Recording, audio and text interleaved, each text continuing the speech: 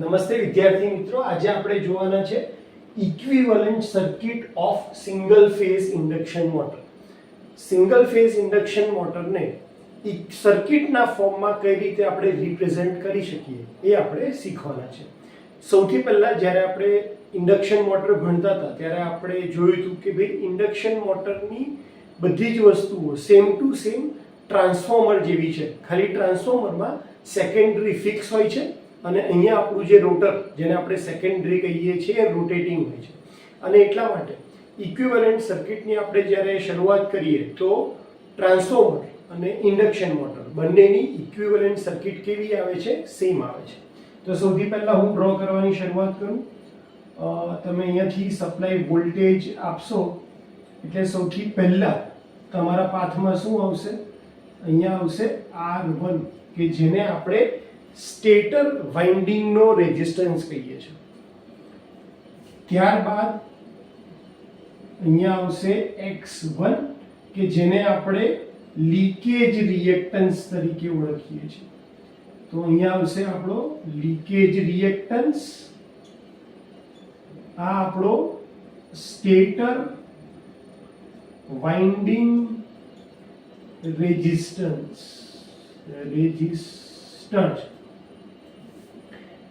આ બંને component leakage reactance તમને ખ્યાલ હશે કે જે સ્ટેટરનો ફ્લક્સ રોટર સાથે લિંક નથી થતો એને આપણે લીકેજ ફ્લક્સ તરીકે ઓળખીએ છીએ. ત્યારબાદ આવે આપણા બે પાથ. એક આવશે અહીંયા રેઝિસ્ટન્સ, કોરનો રેઝિસ્ટન્સ જેને હું RM તરીકે ઓળખીશ, અને મેગ્નેટાઇઝિંગ રિએક્ટન્સ કે જેને હું કેપિટલ XM થી દેખાડીશ. આ શેના માટે આવશે? તો ફ્લક્સ જનરેટ કરવા માટે જે આપણે ગણીએ છીએ આપણો આવશે XM. આ એક સર્કિટ કમ્પ્લીટ થાય છે એટલે કે પ્રાઇમરી સાઈડ પૂરી થઈ ગઈ. અને હવે સેકન્ડરી સાઈડના જે પેરામીટર છે કે જેને આપણે આ પ્રાઇમરી સાઈડ લઈ જશું, શિફ્ટ કરશું, તો એ પણ શું આવશે? આની પેરેલલમાં આવશે. એટલે અહીંયા હું દેખાડીશ R2 ડેશ અને અહીંયા આપણે દેખાડશું X2 ડેશ. અને આ બંને લાઈનને કમ્પ્લીટ કરીએ એટલે આપણી ઇક્વિવેલન્ટ સર્કિટ જે છે એ કમ્પ્લીટ ટ્રાન્સફોર્મર જેવી દેખાય છે. અને હવે આપણે ડબલ ફિલ્ડ રિવોલ્વિંગ થિયરી પ્રમાણે જો એના બે ભાગ પાડીએ એટલે કે ફોરવર્ડ ફ્લક્સ અને રિવર્સ ફ્લક્સ, તો મારે શું કરવું પડશે? તો ફોરવર્ડ ફ્લક્સ અને રિવર્સ ફ્લક્સ, ફ્લક્સ જનરલી કયા પાર્ટની અંદર આવે છે આપણા? તો આની અંદર આવે છે, આ પાર્ટ અને આ પાર્ટમાં આવે છે. તો જે તમારા ફોરવર્ડ ફ્લક્સ અને રિવર્સ ફ્લક્સ છે એને આપણે બે ભાગમાં ડિવાઈડ કરશું. એટલે આની વેલ્યુ બે ભાગમાં ડિવાઈડ થશે અને આની વેલ્યુ બે ભાગમાં ડિવાઈડ થશે, આ બે ભાગમાં ડિવાઈડ થશે અને આ બે ભાગમાં ડિવાઈડ થશે. કઈ રીતે જોઈએ ફરીથી? તો સર્કિટ આવશે અહીંયા R1, આ તમારી X1, ત્યારબાદ અહીંયા આવશે સ્મોલ rm કરી દઈએ કે જ્યાં સ્મોલ rm ની વેલ્યુ કેટલી હશે? તો કે કેપિટલ RM કોરનો રેઝિસ્ટન્સ ડિવાઇડેડ બાય 2. અને ત્યારબાદ આની પેરેલલમાં જ એક બ્રાન્ચ લઈ લઈએ કે જે શું રિપ્રેઝન્ટ કરે છે? Small XM magnetizing reactance. જે XM ની વેલ્યુ કેટલી હશે? Capital XM divided by 2. અને અહીંયા તમારો સ્મોલ R2 ડેશ અને અહીંયા તમારો સ્મોલ X2 ડેશ. આ સર્કિટ થશે આપણા ફોરવર્ડ વોલ્ટેજ જ્યારે એપ્લાય કરીએ છીએ એટલે કે ફોરવર્ડ ફ્લક્સ માટે. અને સેમ ની સેમ સર્કિટ આપણે અહીંયા RM, બીજી XM અને પેરેલલમાં R2 ડેશ અને અહીંયા X2 ડેશ. આ જે સર્કિટ આપણી પેરેલલ થઈ, આ આવશે અહીંયા આપણો આવશે વોલ્ટેજ બેકવર્ડ. અને અહીંયાથી તમે આ સપ્લાય આપી દેશો આ બંને ટર્મિનલની વચ્ચે ટોટલ વોલ્ટેજ V. તો સ્ટાર્ટિંગ કન્ડિશનની અંદર આપણે આ જે ઇક્વિવેલન્ટ સર્કિટ ડ્રો કરી છે એ એવું ધારીને ડ્રો કરીએ છીએ કે અત્યારે સ્લીપ નથી એટલે કે મોટર સ્ટેડી સ્ટેટ કન્ડિશનમાં છે અને એટલા માટે આપણે અહીંયા કોઈ જગ્યાએ S લગાડ્યો નથી. જ્યારે આપણે રનિંગ કન્ડિશન માટે ઇક્વિવેલન્ટ સર્કિટ ડ્રો કરશું ત્યારે આપણે એની અંદર શું લગાડશું? સ્લીપ લગાડશું. સ્લીપ માટેનો એક ઇમ્પોર્ટન્ટ કન્સેપ્ટ છે કે જનરલી આપણે સ્લીપ શું લઈએ છીએ? Slip equal to ns minus na upon ns. આને આપણે સ્લીપ લઈએ છીએ. કેમ? કારણ કે આપણું જે રોટર અને રોટેટિંગ મેગ્નેટિક ફિલ્ડ બંને એક જ ડાયરેક્શનમાં ફરે છે તો રિલેટિવ સ્પીડ આપણે કાઢીએ છીએ ns માઇનસ na. પણ આ ક્યારે સાચું છે? જ્યારે તમારું રોટર ફોરવર્ડ ડાયરેક્શનની અંદર એટલે કે રોટેટિંગ મેગ્નેટિક ફિલ્ડની ડાયરેક્શનમાં ફરે ત્યારે જ. પણ ડબલ ફિલ્ડ રિવોલ્વિંગ થિયરી પ્રમાણે તમારું જે ફ્લક્સ છે એ ઓપોઝિટ ડાયરેક્શનમાં પણ ફરે છે બેકવર્ડમાં અને એટલા માટે બેકવર્ડ વખતે સ્લીપની વેલ્યુ આવશે ns plus na divided by ns. કારણ કે હવે રોટેટિંગ મેગ્નેટિક ફિલ્ડ કરતા તમારો ફ્લક્સ કેવો છે? એટલે રોટેટિંગ મેગ્નેટિક ફિલ્ડની ડાયરેક્શન અલગ છે અને તમારા રોટરની ડાયરેક્શન ઊંધી છે અને એટલા માટે બેકવર્ડ વખતે તમારી સ્લીપની ફોર્મ્યુલા આવશે આ. જો આપણે એને થોડુંક સિમ્પ્લિફાઈ કરીએ તો s equal to 1 minus na upon ns. એટલે ફોરવર્ડ કન્ડિશનમાં જો હું લઉં na અપોન ns નો રેશિયો શું થશે? તો 1 અપોન s. અને એ જ વેલ્યુ જો હું અહીંયા મૂકી દઉં બેકવર્ડ વખતે તો આ થશે 1 plus na upon ns. s backward equal to અહીંયા na અપોન ns ની જગ્યાએ હું મૂકી દઉં 1 માઇનસ s તો અહીંયા થશે 1 પ્લસ 1 માઇનસ s. એટલે બેકવર્ડની અંદર સ્લીપની વેલ્યુ આવશે 2 માઇનસ s. આ બહુ ઇમ્પોર્ટન્ટ કન્સેપ્ટ છે કે ભાઈ ફોરવર્ડની અંદર તમારી સ્લીપની વેલ્યુ હોય છે s, જ્યારે બેકવર્ડ કન્ડિશન તમે ધારો છો મેગ્નેટિક ફિલ્ડની ત્યારે તમારી સ્લીપની વેલ્યુ હોય છે 2 માઇનસ s. એટલે આપણા આ જે ફોરવર્ડ પેરામીટર છે એમાં અહીંયા r2 ના અપોન s આવશે અને બેકવર્ડમાં આવશે r2 ના છેદમાં 2 માઇનસ s. તો ઇક્વિવેલન્ટ સર્કિટ જ્યારે પણ પૂછાય ત્યારે આપણે ટોટલ 4 પાર્ટ ડ્રો કરીશું. પહેલો પાર્ટ ઇક્વિવેલન્ટ સર્કિટ જેની અંદર આપણે double field revolving theory consider નથી કરતા. સેકન્ડ પાર્ટ કે જેની અંદર આપણે કન્સિડર કરીએ છીએ ડબલ ફિલ્ડ રિવોલ્વિંગ થિયરી અને એ પ્રમાણે આપણે ફોરવર્ડ ફ્લક્સ અને રિવર્સ ફ્લક્સ અથવા તો બેકવર્ડ ફ્લક્સ બે માટે આ આખી સર્કિટને બે ભાગમાં તોડી દઈએ છીએ. બે ભાગમાં તોડવાથી આની અને આની વેલ્યુ અને આની વેલ્યુ કેટલી થઈ જશે? છે એના કરતા અડધી થઈ જશે અને એ પ્રમાણે તમે અહીંયા રિપ્રેઝેન્ટ કરો છો. હવે આપણે શું કરશું? ત્રીજી ફિગર ડ્રો કરશું કારણ કે આ આપણી સ્ટેડી સ્ટેટ કન્ડિશન છે. સ્ટેડી સ્ટેટ કન્ડિશન એટલે શું? કે જ્યારે na ની વેલ્યુ કેટલી છે? 0 અને સ્લીપની વેલ્યુ એટલે કેટલી થઈ જશે? 1.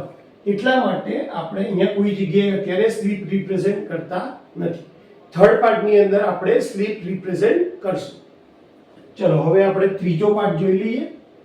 તો ત્રીજો પાર્ટની અંદર આપણે શું ધારવાનું છે કે આ રનિંગ કન્ડિશન છે અને રનિંગ કન્ડિશનની અંદર રોટર શું કરશે?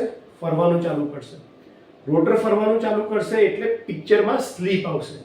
આ વસ્તુ આપણે ખાસ હમણાં પણ જોયું, હું ફરીથી એકવાર રિપીટ કરું છું કે ભાઈ ફોરવર્ડ સ્લીપ છે એની વેલ્યુ હંમેશા તમે કઈ રીતે કેલ્ક્યુલેટ કરશો? ns minus na upon ns. અને બેકવર્ડ સ્લીપની વેલ્યુ કઈ રીતે કેલ્ક્યુલેટ કરશો? તો ns plus na upon ns. અને તમને જો સ્લીપની વેલ્યુ ફોરવર્ડમાં આપી હોય અને રિવર્સની સ્લીપ શોધવાની કે તો એની વેલ્યુ હંમેશા આવશે 2 માઇનસ s f એટલે કે ફોરવર્ડ સ્લીપ. તમે 2 માંથી ફોરવર્ડ સ્લીપ બાદ કરશો તો તમને બેકવર્ડ સ્લીપની વેલ્યુ મળશે. આના બેઝ ઉપર એક્ઝામ્પલ પણ પૂછાયા છે. અને હવે આપણે ફરીથી રનિંગ કન્ડિશન માટેની ઇક્વિવેલન્ટ સર્કિટ જોઈ લઈએ. તો સૌથી પહેલા તમારો રેઝિસ્ટન્સ આવશે સ્ટેટરનો, ત્યારબાદ લીકેજ રિએક્ટન્સ, ત્યારબાદ આપણી સર્કિટના બે ભાગ પડશે અને એના ફરીથી બે ભાગ પડશે.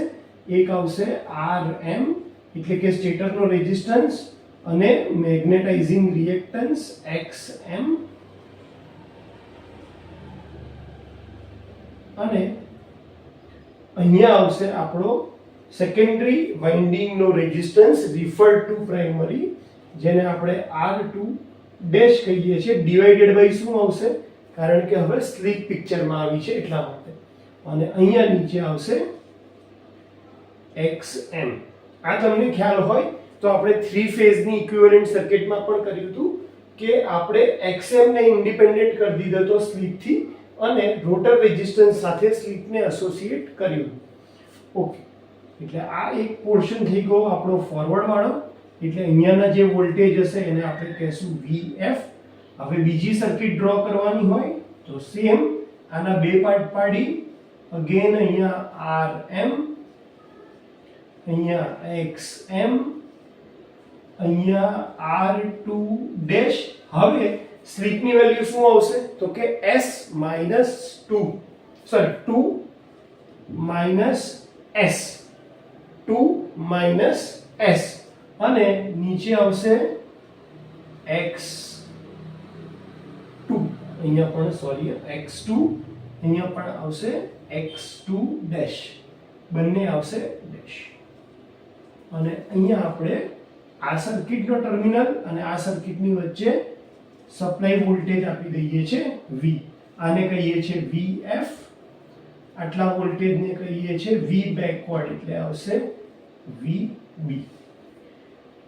તો આ તમારી રનિંગ કન્ડિશન વખતની ઇક્વિવેલન્ટ સર્કિટ થઈ ગઈ કે જ્યાં ફોરવર્ડ સાઈડ સ્લીપની વેલ્યુ S હશે તો બેકવર્ડ સાઈડ સ્લીપની વેલ્યુ હશે 2 minus S. આ હશે તમારો સ્ટેટર રેઝિસ્ટન્સ R1 અને આ હશે લીકેજ રિએક્ટન્સ X1. અહીંયા તમે સિંગલ ફેઝ સપ્લાય આપી રહ્યા છો. નોર્મલી વાત કરીએ ડિસ્ટ્રીબ્યુશનની તો જ્યારે મોટર નથી ચાલતી ત્યારે તો Vf = VB હશે, પણ મોટર ચાલુ થાય છે, મોટર રનિંગ કન્ડિશનમાં આવે ત્યારે Vf ની વેલ્યુ વધારે હોય છે અને VB ની વેલ્યુ બહુ ઓછી હોય છે. એટલે કે ધારો કે તમે 100 વોલ્ટ એપ્લાય કરી રહ્યા છો તો એમાંથી Vf ની વેલ્યુ લગભગ 80 થી 85 વોલ્ટની હશે અને VB ની વેલ્યુ 10 થી 15 વોલ્ટની આજુબાજુ આવતી હશે. આ થઈ સર્કિટ રનિંગ કન્ડિશનની અંદર. હવે આપણને ખબર છે કે સિંગલ ફેઝ ઇન્ડક્શન મોટર ખૂબ જ નાની હોય છે અને એટલા માટે જો આપણે આ જે કોર લોસીસ છે એને કોન્સ્ટન્ટ ધારી લઈએ તો કોર લોસીસ કોન્સ્ટન્ટ ધારવાથી આ બ્રાન્ચનો આ પાર્ટ નીકળી જશે. તો આપણી અહીંયા લેશું કે કોર લોસ કોન્સ્ટન્ટ. તો તમારો જે સર્કિટ છે એ કેવી દેખાશે ફાઇનલ સર્કિટ ઇક્વિવેલન્ટ? જે ચોથો પાર્ટ છે આપણો તો કે R1 X1, ત્યારબાદ સર્કિટના બે પાર્ટ પડે અને અહીંયા આવશે ખાલી Xm, અહીંયા આવશે R2 dash divided by S અને અહીંયા આવશે X2 ડેશ. આ સર્કિટ કમ્પ્લીટ થઈ. અહીંયાથી ફરીથી બે પાર્ટ પડશે, અહીંયા આવશે Xm, અહીંયા આવશે R2 dash divided by 2 minus S અને અહીંયા આવશે X2 ડેશ. આ કમ્પ્લીટ થઈ અને આ ટર્મિનલ અને આ ટર્મિનલની વચ્ચે તમે આપશો સપ્લાય વોલ્ટેજ V અને અહીંયા આપશો ફોરવર્ડ વોલ્ટેજ Vf, અહીંયા આપશો બેકવર્ડ વોલ્ટેજ VB. આનો જે ઇમ્પિડન્સ છે આખી સર્કિટનો એને હું Z1 કહું, આને હું Z2 કહું અને આને હું ZS કહું. તો સર્કિટનો ટોટલ ઇમ્પિડન્સ ZS = શું થશે? Z1 + Z2 + ZS. અને ટોટલ કરંટ કઈ રીતે મળશે તો કે I/ZS થી. એટલે total current I = V/ZS. Z1 ધારો કે આપણે આને Z1 કહીએ છીએ તો વેલ્યુ કઈ રીતે શોધશો? તો AC સર્કિટમાં ઓલરેડી તમે ભણી ગયા હતા કે આ બંને બ્રાન્ચ એકબીજાની પેરેલલમાં છે.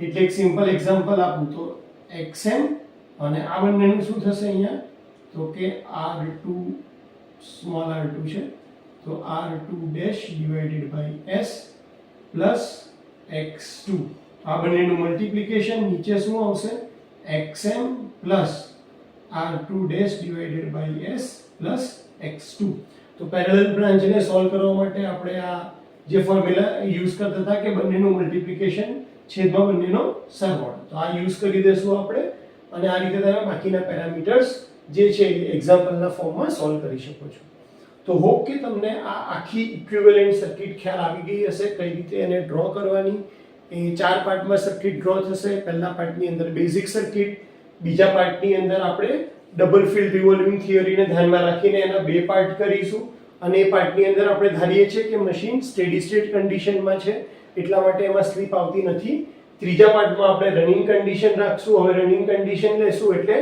સ્લીપ પિક્ચરમાં આવશે બે ટાઈપની સ્લીપ હશે ફોરવર્ડ સ્લીપ અને રિવર્સ સ્લીપ ફોરવર્ડ સ્લીપની ફોર્મ્યુલા ns na ns થાય છે બેકવર્ડ સ્લીપની ફોર્મ્યુલા ns na ns થાય છે અને ખાલી જો તમને ફોરવર્ડ સ્લીપ આપી હોય ને એના ઉપરથી બેકવર્ડ સ્લીપ શોધવાનું કે તો એ ફોર્મ્યુલા છે SB = 2 - SF તો એ જ વેલ્યુ આપણે આગળની ઇક્વિવેલન્ટ સર્કિટ જ અહીંયા ડ્રો કરશું ખાલી ફરક એટલો આવશે કે આ જે રોટર સાઈડના પેરામીટર જે આપણે રિફર કર્યા છે પ્રાઇમરી ઉપર એની અંદર અહીંયા R2 ના છેદમાં S આવશે અહીંયા નીચે R2 ડેશ ના છેદમાં 2 - S કારણ કે આ ફોરવર્ડ પાર્ટ રિપ્રેઝેન્ટ કરે છે આ બેકવર્ડ ફ્લક્સના પાર્ટને રિપ્રેઝેન્ટ કરે છે અને ચોથા પાર્ટમાં આપણે ધારીએ છીએ કે આજે આપણો કોર લોસ કોમ્પોનન્ટ છે એ કોન્સ્ટન્ટ છે તો એ સર્કિટમાંથી આપણે નિગ્લેક્ટ કરશું તો એના સિવાયનો પાર્ટ એટલે કે અહીંયા એક XM આવી જશે અને બાકીની આખી સર્કિટ કેવી રહેશે સેમ ને સેમ રહેશે તો હોપ કે તમને ઇક્વિવેલન્ટ સર્કિટ કઈ રીતે ડ્રો કરવાની એનો ખ્યાલ આવી ગયો હશે